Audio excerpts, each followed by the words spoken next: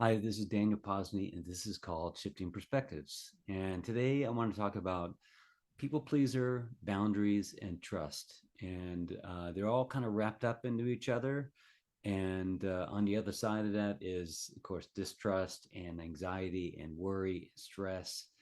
And for me, how my life is right now is I'm pretty much in alignment with my excitement and doing what's really exciting to me because if I start putting myself back out there into things that I don't really want to do, I can feel overwhelmed.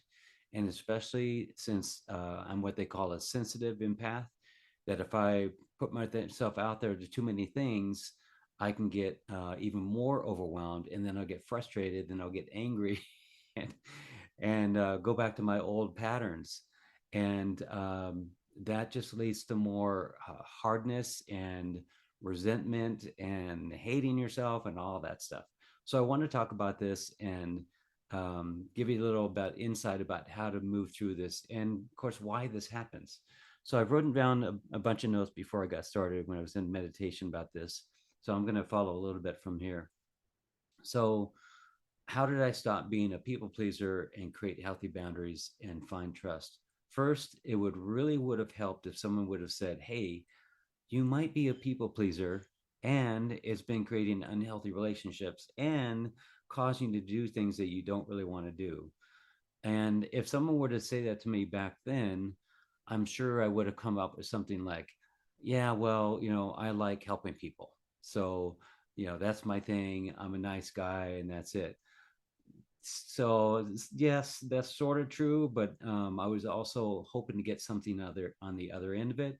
So it wasn't just that I was a nice guy, and I thought that if I didn't help people, there's a lot of stuff wrapped up into this.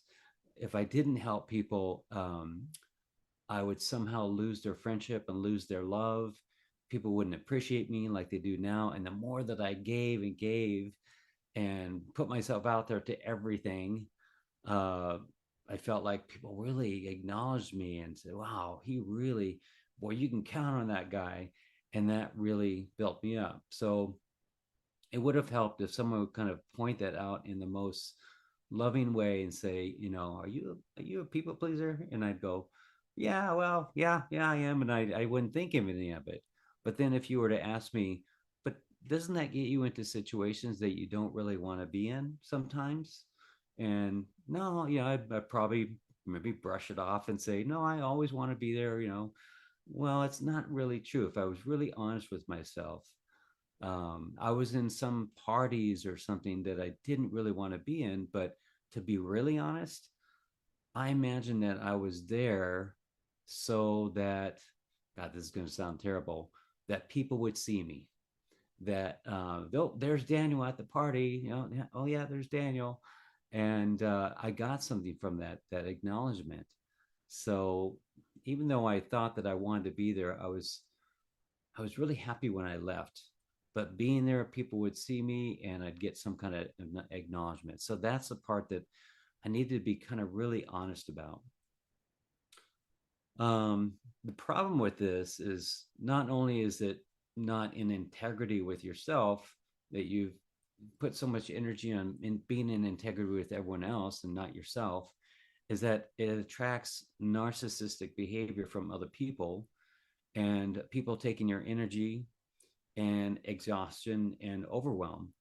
And the thing is, if you think about this as energy, that the person that is kind of what they call a energy vampire, or someone that's always trying to like cross your boundaries and ask for more and ask for more. We all have friends like that, that they're always kind of you give them an inch and they don't want to take a mile kind of thing, or they want to stay at your house one night and then they end up wanting to stay for 2 weeks. But the thing is that if you think about energy, that energy of wanting to pull energy from someone, that scenario, um, you're a prime target for that. That person that's a people pleaser is a prime, like, inside of that person, they can feel uh, beyond the physical that this is something that they can get something from. And if they know you also that you're a nice person, you're probably not going to say no, or at least you're at least not going to be angry with them. You'll do it in a really nice way. And so it's kind of like you're a perfect target for that.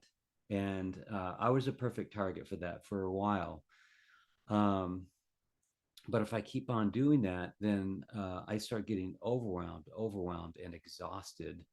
And I had to find ways of distracting myself or keeping myself occupied. And for me, said this many times, but for me, it was activities and then drinking to kind of relax myself back down from being that overwhelmed. And then I'd go home and then I'm exhausted and I'd start it all over again, not knowing that there's a way to come out of this.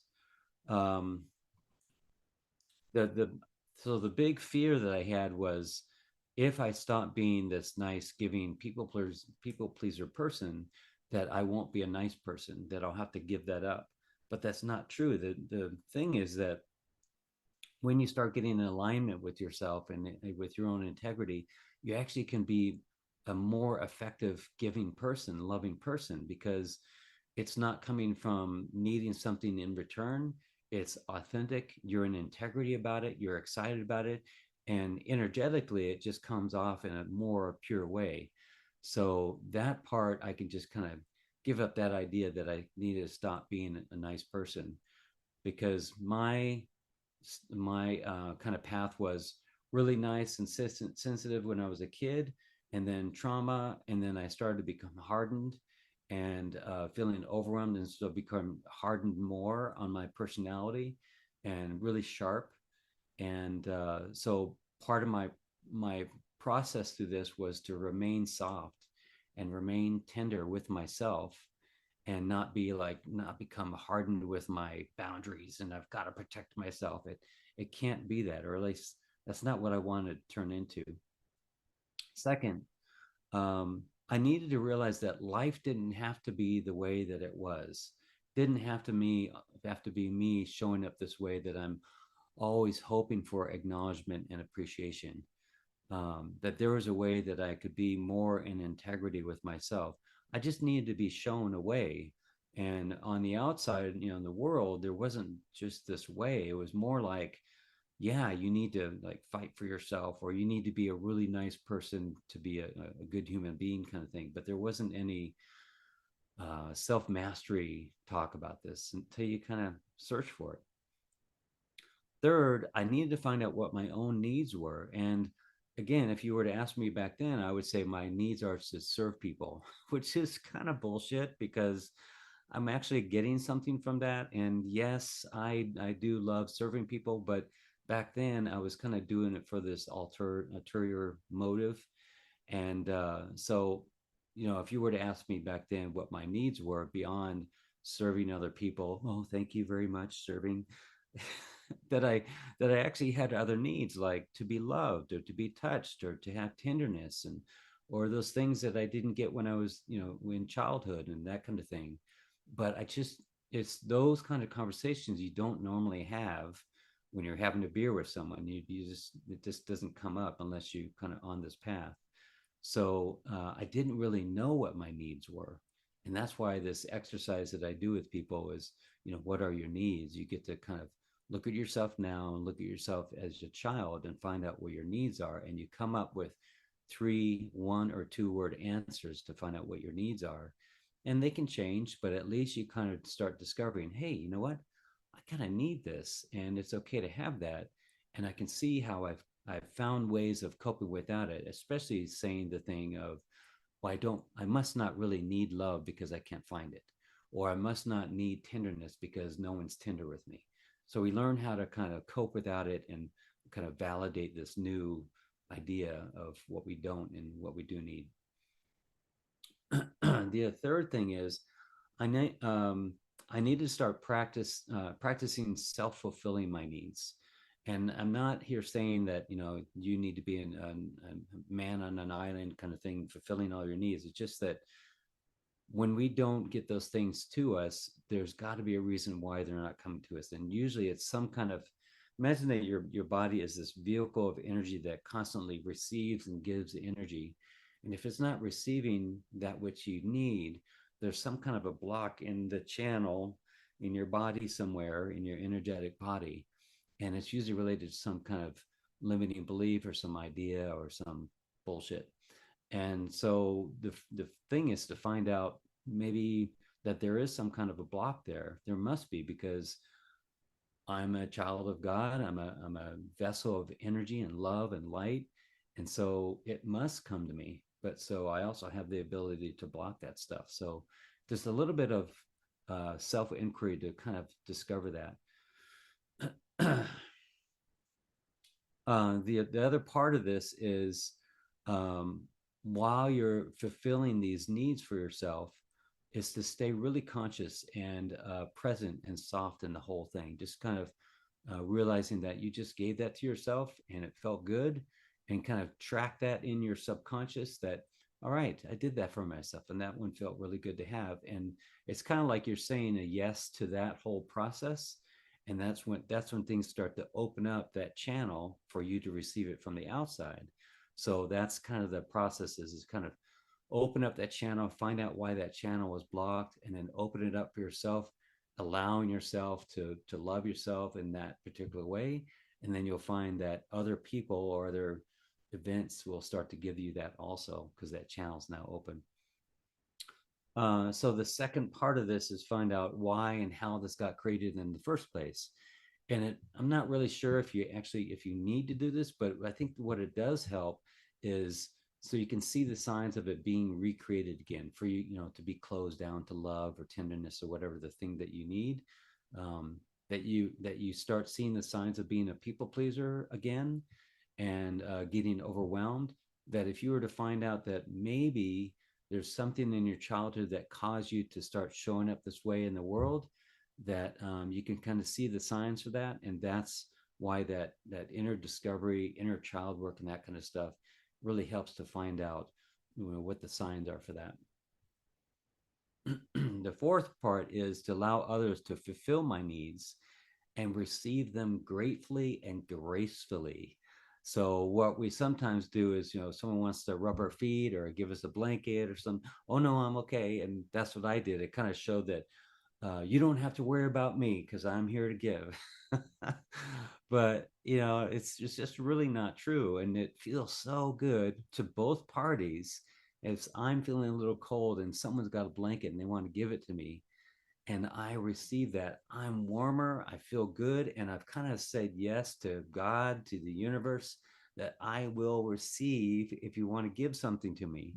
And on the other end of that, you know what it feels like when you want to give someone that will give something to someone that will help them, and when they say no, you're going, oh man, I can see that you need this and you're not receiving. It's like it kind of blocks that flow, and it doesn't feel great. So you're think about it, if you're actually giving something to that person who wants to give something to you, it just feels really great on both ends.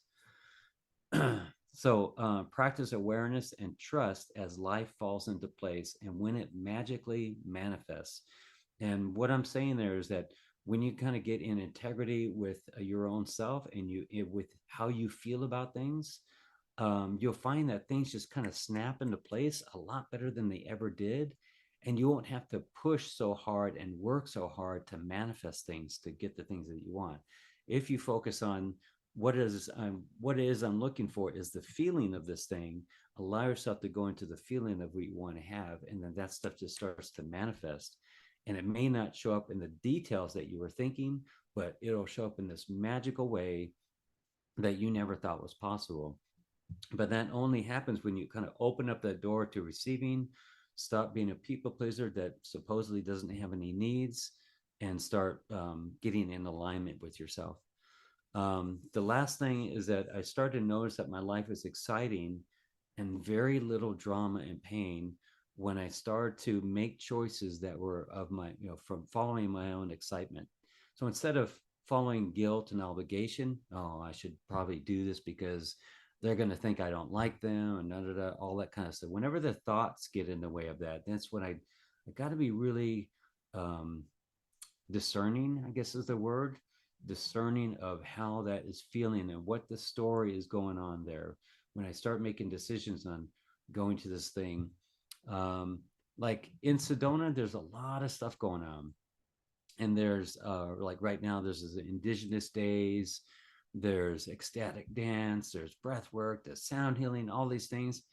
And I want to be a part of all of it. And if I really honest with myself, I want to kind of be seen as he's going to these things. But if I'm really honest with myself, I start feeling overwhelmed about going to all these things. So I need to kind of pull back and make decisions on what I'm really, really excited about.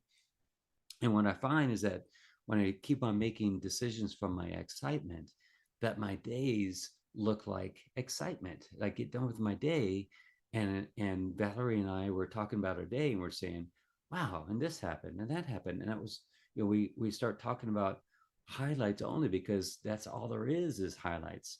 There might be one little thing that happened or something, but if we're conscious of working on our own triggers and our own reactions, that stuff is very minuscule compared to all the excitement that happened during the day. So I can feel my voice giving out. So I'm going to just stop right here. Hope this helps. And I love you. Thank you. Bless you. And I hope you have a most exciting day. See you.